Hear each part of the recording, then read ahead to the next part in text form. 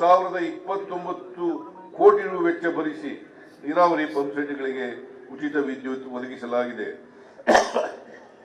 ಕೊಬ್ಬರಿ ಬೆಳೆಗಾರರ ಸಂಕಷ್ಟಕ್ಕೆ ಸ್ಪಂದಿಸಿದ ರಾಜ್ಯ ಸರ್ಕಾರವು ಪ್ರತಿ ಕ್ವಿಂಟಾಲ್ ಕೊಬ್ಬರಿಗೆ ಹೆಚ್ಚುವರಿಯಾಗಿ 1,500 ಪ್ರೋತ್ಸಾಹಧನ ಘೋಷಿಸಿದ್ದೇವೆ. ಕನಿಷ್ಠ ಬೆಂಬಲ ಬೆಲೆ ಯೋಜನೆಯಡಿ ಕೇಂದ್ರದ ನಾಫೆಡ್ನಿಂದ ಬರಬೇಕಾದ ಪೂರ್ಣ ಅನುದಾನ ಬಿಡುಗಡೆಯನ್ನು ನಿರೀಕ್ಷಿಸಿ ರಾಜ್ಯ ಸರ್ಕಾರ ಘೋಷಿಸಿದ ನೆರವು ಸೇರಿದಂತೆ ಒಟ್ಟು 870 ಕೋಟಿ ರುಗಳನ್ನು ನೇರವಾಗಿ 58,893 ರೈತರ ಖಾತೆಗಳಿಗೆ ವರ್ಗಾಯಿಸಿದೆ.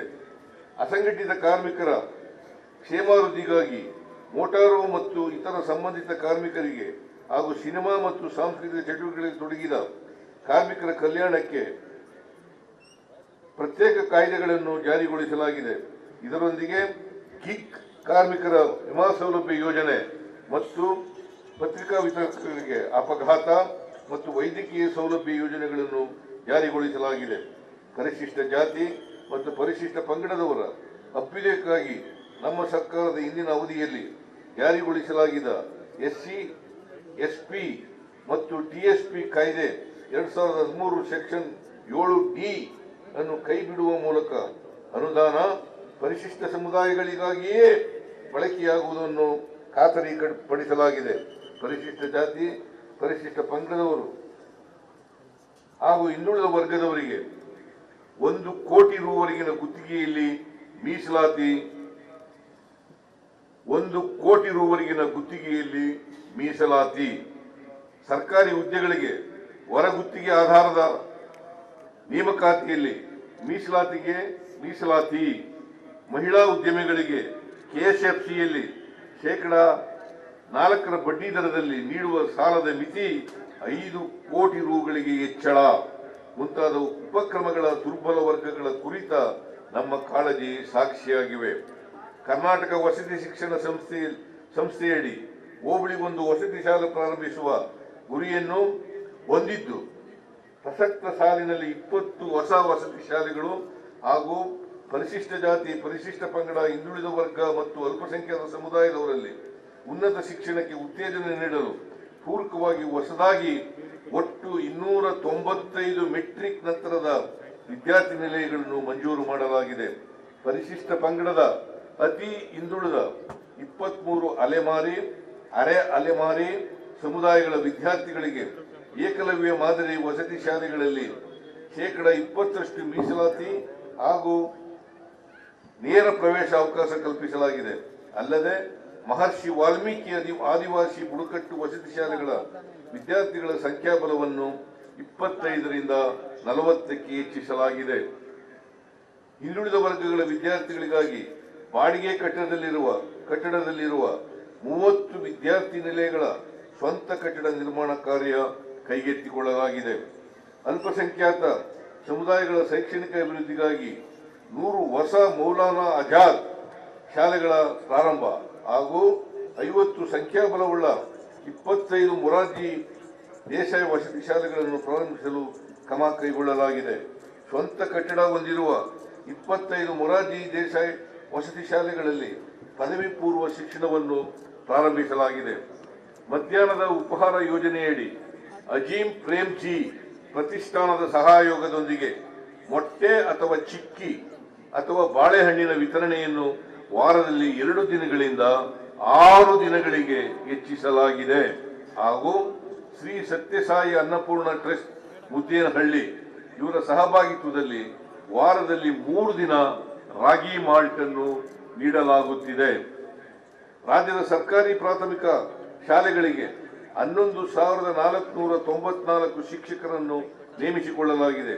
ಬಾಕಿ ಇರುವ ಹುದ್ದೆಗಳನ್ನು ಹಂತ ಹಂತವಾಗಿ ಭರ್ತಿ ಮಾಡುವ ಪ್ರಕ್ರಿಯೆ ಪ್ರಾರಂಭಿಸುತ್ತೇವೆ. ಮುಕ್ತ, ನಿರ್ಭೀತ ಸಮಾಜದ ನಿರ್ಮಾಣ ಹಾಗೂ ವೈಜ್ಞಾನಿಕ ತಳಹದಿಯ ಮೇಲೆ ಉನ್ನತ ಶಿಕ್ಷಣ ವ್ಯವಸ್ಥೆ ರೂಪಿಸಲು ರಾಜ್ಯ ಶಿಕ್ಷಣ ನೀತಿಯನ್ನು ರೂಪಿಸಲಾಗುತ್ತಿದೆ.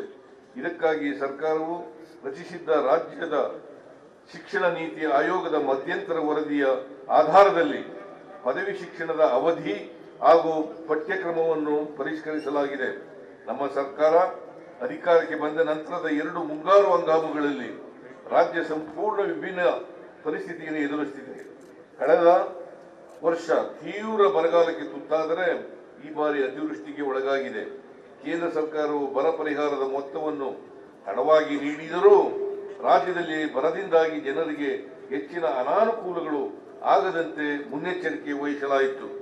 NDRF ಅಡಿ ಪರಿಹಾರದ ಬಿಡುಗಡೆಯಾಗುವ ಮೊದಲೇ ರಾಜ್ಯ ಸರ್ಕಾರ ಬರಗಾಲದಿಂದ ಬಾಧಿತರಾದ ಪ್ರತಿ ರೈತರಿಗೆ 2,000 ರೂಪಾಯಿವರೆಗೆ ಒಟ್ಟು 636.45 ಕೋಟಿ ರೂಗಳ ಮಧ್ಯಂತರ ಪರಿಹಾರವನ್ನು ವಿತರಿಸಿತು.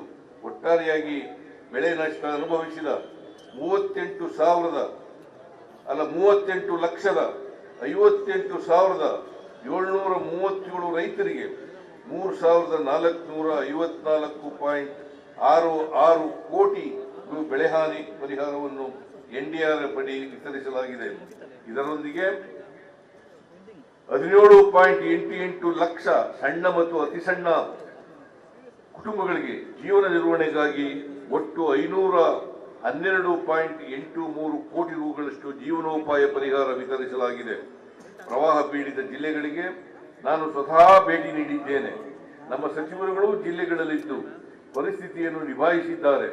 ಜೀವಹಾನಿ, ಜಾನುವಾರುಗಳ ಸಾವು ಹಾಗೂ ಮನೆ ಹಾನಿಗಳಿಗೆ ತ್ವರಿತವಾಗಿ ಪರಿಹಾರ ಒದಗಿಸುವಂತೆ ಸೂಚಿಸಲಾಗಿದೆ.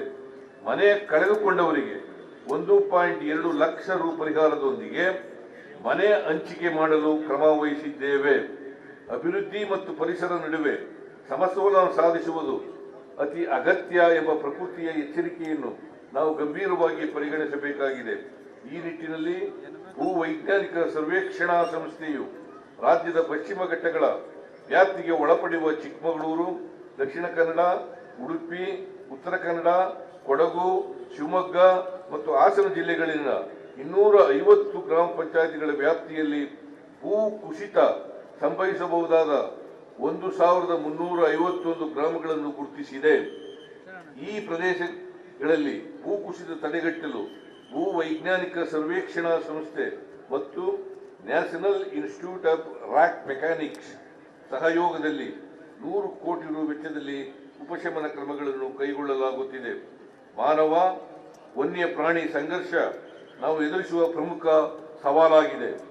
ಇದನ್ನು ಸಮರ್ಥವಾಗಿ ತಡೆಗಟ್ಟುವ ನಿಟ್ಟಿನಲ್ಲಿ ನಮ್ಮ ಸರ್ಕಾರ ಅಧಿಕಾರಕ್ಕೆ ಬಂದ ನಂತರ 120 ಕಿಲೋಮೀಟರ್ ರೈಲ್ವೆ ಬ್ಯಾರಿಕೇಡ್ ನಿರ್ಮಾಣ ಮಾಡಲಾಗುತ್ತಿದೆ. ಇದರೊಂದಿಗೆ 7 ಆನೆ ಟಾಸ್ಕ್ ಫೋರ್ಸ್ ಹಾಗೂ 2 ಚಿರತೆ ಟಾಸ್ಕ್ ಫೋರ್ಸ್ ರಚಿಸಲಾಗಿದೆ.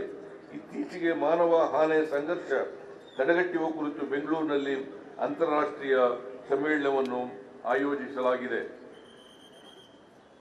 ನಮ್ಮ ಸರ್ಕಾರ ಅಸ್ತಿತ್ವಕ್ಕೆ ಬಂದ ಮೇಲೆ ವಿವಿಧ ವಸತಿ ಯೋಜನೆಗಳಡಿ ಒಟ್ಟು 3,690 ಕೋಟಿ ರು ವೆಚ್ಚದಲ್ಲಿ 2.38 ಲಕ್ಷ ಮನೆಗಳನ್ನು ಪೂರ್ಣಗೊಳಿಸಲಾಗಿದೆ.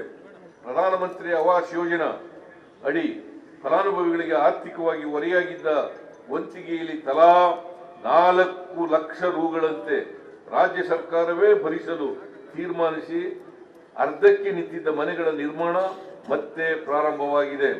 ಈಗಾಗಲೇ 36,781 ಮನೆಗಳನ್ನು ಪೂರ್ಣಗೊಳಿಸಿ ಫಲಾನುಭವಿಗಳಿಗೆ ಹಸ್ತಾಂತರಿಸುವ ಮೂಲಕ ಬಡಜನರ